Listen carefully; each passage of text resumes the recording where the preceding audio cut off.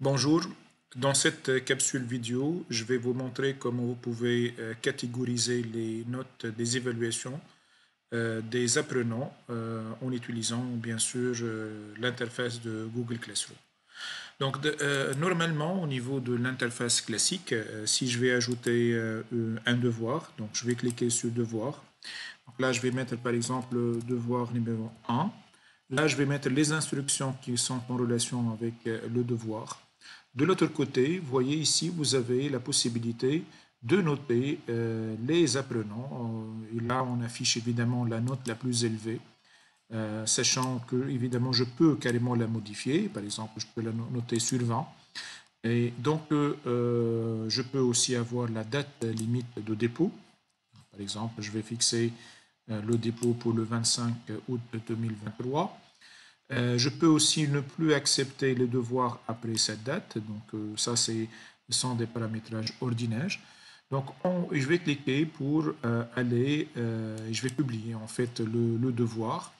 Et donc, du coup, je vais avoir l'interface suivante où je peux avoir évidemment les attributs, les travaux attribués et les notes qui ont été, plutôt les travaux reçus et les notes à attribuer. Maintenant, on va intervenir au niveau du paramétrage général. Donc là, on va aller vers la roue dentée.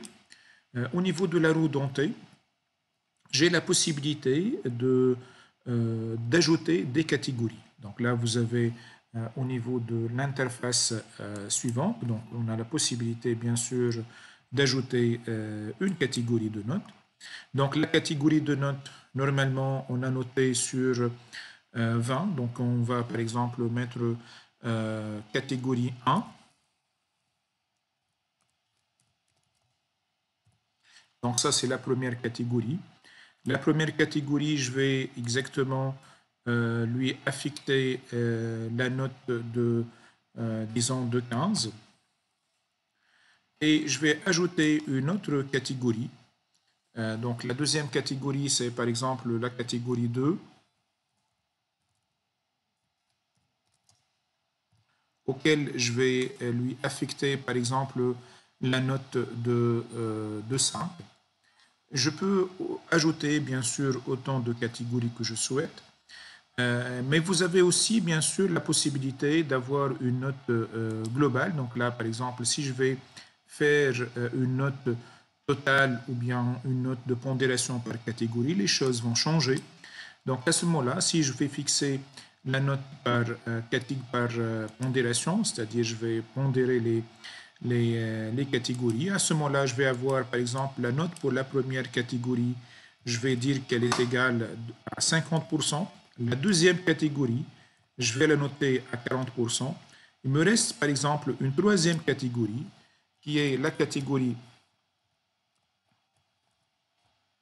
3.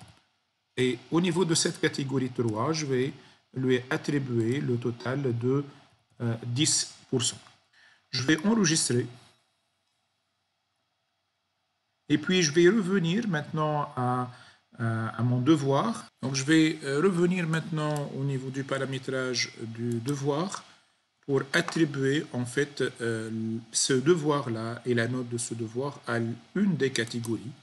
Donc là, par exemple, je vais l'affecter à la catégorie 1. Et du coup, je vais, au niveau de l'affichage, je peux vérifier que mon devoir est affecté à une des catégories. Voilà, donc ça c'est l'objet de cette vidéo. Je reste à votre disposition. Si vous avez des questions ou des remarques, n'hésitez jamais à adhérer à cette chaîne et à suivre les vidéos. Merci.